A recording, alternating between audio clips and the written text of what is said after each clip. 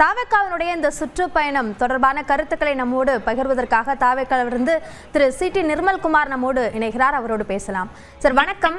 தாவேக்கா திட்டமிட்டபடி இந்த சுற்றுப்பயணத்தை மேற்கொள்ள முடியாத சூழல் ஏற்பட்டிருக்கா? இல்ல, அப்படிலாம் இல்ல. கண்டிப்பா திட்டமிட்டபடி எங்களுடைய சுற்றுப்பயணம், எங்களுடைய தலைவருடைய சுற்றுப்பயணம் இருக்கும். இப்ப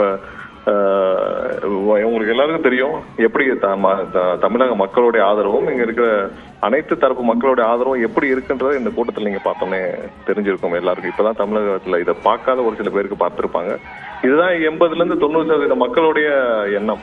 ஸோ இது அடுத்தடுத்து இப்ப கொஞ்ச நேரத்துல அந்த அனுமதிக்கப்பட்ட இடத்துல போய் எங்களுடைய தலைவருடைய உரை அங்க இருக்கும். அடுத்தடுத்த ஊர்கள்ல கண்டிப்பாக அங்க அதிகமான கூட்டங்கள் இருக்குது. அங்க இருக்கிற காவல்துறைக்கு நாங்கள் தேவையான வழித்தடங்களை ஏற்படுத்த சொல்லி கேட்டிருக்கிறோம். ஒத்துழைப்பையும் கேட்டிருக்கிறோம். கண்டிப்பாக மக்கள் எங்க தலைவரை சந்திக்க நெடுதூரமாக எல்லா வழித்தடங்களையும் காத்திருக்கிறாங்க. அவங்களை கண்டிப்பாக சந்தித்து விட்டுதான் எங்க தலைவர் அடுத்த இடத்திற்கு போவார். ஸோ அதுக்கு தேவையான அனைத்து வழித்தடம் எங்களோட தொண்டர்களும் ஒவ்வொரு இடத்துலயும் தேவையான டிராபிக் ரெகுலேஷன்ஸ் அவங்க பண்ணிட்டு இருக்காங்க.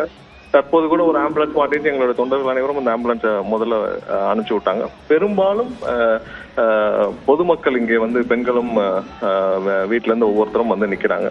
ஸோ கண்டிப்பா அவங்களை தாண்டி தான் இப்ப நாங்க சென்று கொண்டு இருக்கோம். இல்ல, நீங்க சொல்றது மக்கள் ஆதரவாக இங்க மக்கள் கூடுறத நீங்க பாக்குறீங்க, அது சரி. அப்படின்னாலும் 10:30 மணிக்கு தொடங்க வேண்டிய அந்த பிரச்சாரம் இன்னமும் அந்த இடத்தை சென்று சேர்வதற்கு மேலும் 1 மணி நேரம் ஆகலாம் என்று சொல்லப்படுது. இப்ப அடுத்த ஊர்ல கொடுக்கப்பட்ட அந்த அனுமதிக்கப்பட்ட நேரத்தை மீறிதான் அந்த ஊர்லயும் நீங்க பிரச்சாரம் பண்ணணும். இதனால இப்ப நாகையில அனுமதி மறுக்கப்பட்டிருக்கு.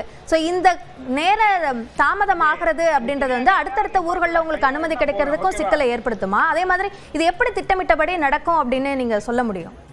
இல்ல, எங்கேயுமே அனுமதி எதனால மறுக்கிறாங்கன்னு நாங்க கண்டிப்பா அதை பார்ப்போம். அடுத்த கட்டமாக நீதிமன்றம் செல்ல வேண்டிய இடத்துல கண்டிப்பா நீதிமன்றம் சென்று எங்களுடைய அனுமதி பெறுவோம். ஏன்னா ஒரு மக்கள் தலைவர் கண்டிப்பாக மக்களை சென்று சந்திப்பதில் அனுமதி மறுக்கிறது அரசியல் காழ்ப்புணர்ச்சியாக தான் இருக்கும். இதுல எந்தவித ஒரு நாள் ப்ரோக்ராம், ஒரு நாள் மக்களை சந்திக்கிறதும், ஒரு தலைவர் மக்களை சந்தித்து அவர்களிடம் உரையாடி அவர்களை சந்தித்து போறதுக்கும் தடை விதிப்பது திமுக அரசின் அரசியல் காழ்ப்புணர்ச்சியா தான் பாக்குறோம். கண்டிப்பா அதை நாங்க எந்தெந்த இடத்துல தடை இருக்கோ நாங்க அதற்காக நீதிமன்றம் செல்வதும் சி.டி. நிர்மல்குமார், இதுல அரசியல் காழ்ப்புணர்ச்சி எங்க இருந்து வருது? இப்போ என்ன பிரச்சனை சொன்னாங்கன்னா மக்களோட இயல்பு வாழ்க்கை பாதிக்கப்படும் காவல்துறை தரப்புல இருந்து சொல்லப்பட்டது. அதற்கு மாறா இப்ப நடந்திருக்கா? இல்ல, அரசியல் தலைவர் மக்களை போய் சந்திக்கணும்னா கண்டிப்பா சந்திச்சுதானே ஆக வேண்டும். நாங்கள் மற்றவர்களை போல இப்போ ஒரு நாள் ஃபுல்லா முதலமைச்சர் மதுரையை ஃபுல்லா லாக் பண்ணி 32 கிலோமீட்டருக்கு ரோட் ஷோ பண்ணார். அப்போ அன்னைக்கு மக்களோட இயல்பு வாழ்க்கையை பாதிக்கலையா?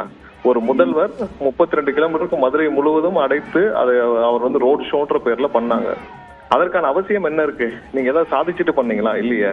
நீங்க ரோட் ஷோன்ற பேர்ல பண்ணீங்க. அந்த மாதிரி இல்ல, மக்களே, அதாவது ஒரு தலைவர் மக்களை போய் சந்திக்கிறது ஒரு நாள் தானே திட்டமிட்டு இருக்கு. இப்ப திருச்சியில இன்னைக்கு 2 மணி நேரம் திட்டமிட்ட ப்ரோக்ராம். இன்னும் ஒரு 1 ஹவர்ல பேசிட்டு எங்களோட தலைவர் அடுத்த ஊருக்கு சென்றடைந்து விடுவார். ஸோ இதெல்லாம் ஒரு தலைவர், மக்கள் அபிமானம் பெற்ற ஒரு தலைவருக்கு மக்கள் கொடுக்கும் ஆதரவுல இது இது ஒவ்வொரு இடத்துல நடக்கிற நிகழ்வு தான். இதை நீங்க எப்படி தடை போடுவீங்க? இதை எப்படி நீங்க தடை செய்ய முடியும்? இல்ல, தடை செய்ய முடியாது. ஆனா தொண்டர்கள் பின்தொடரக்கூடாது, அவரை சூழ்ந்து வரக்கூடாது என்ற விஷயங்களை செயல்படுத்த முடியலையே. எங்கேயுமே தொண்டர்களை தாண்டி 80-90% பொதுமக்கள் தான். எங்கேயுமே எங்களோட தொண்டர்கள் எல்லா இடத்துலயும் எங்களோட தொண்டர்கள் தான் இப்ப அந்த வழித்தடங்களை ஏற்படுத்திட்டு வராங்க. பின்னாடி எங்களுடைய பொதுமக்கள் தான் பெரும்பாலும் இங்க இருக்கிறார்கள். நீங்களும் லைவ்ல பாத்துட்டு வருவீங்க. இதுல நாங்க சொல்றதுல எந்த மாற்று கருத்து. நன்றி திரு சி.டி. நிர்மல்குமார், இணைப்பில் உங்களுடைய கருத்துக்களை எங்களோடு பகிர்ந்து கொண்டமைக்கு.